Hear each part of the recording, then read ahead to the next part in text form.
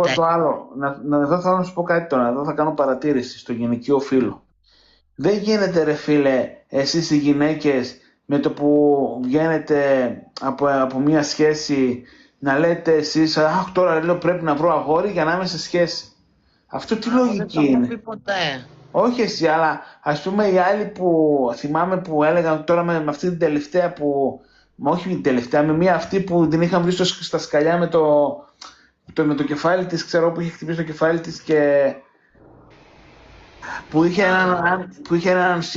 έναν, ξέρω ότι είχε με κάποιον που όλο ζήλευε, που αυτή δούλευε στο μοναστηράκι και πήγαινε όλο αυτό στη τέτοια. Α, ναι. Πάλι ένα σάικο που ήταν. Ναι, Ναι, που κατάλαβα πάλι πήγαινε τι λες. συνέχεια στο μαγαζί γιατί νόμιζε ότι αυτή κοιτάει τον διπλανό και στο διπλανό μαγαζί και όλα άλλες αυτοί δουλειές.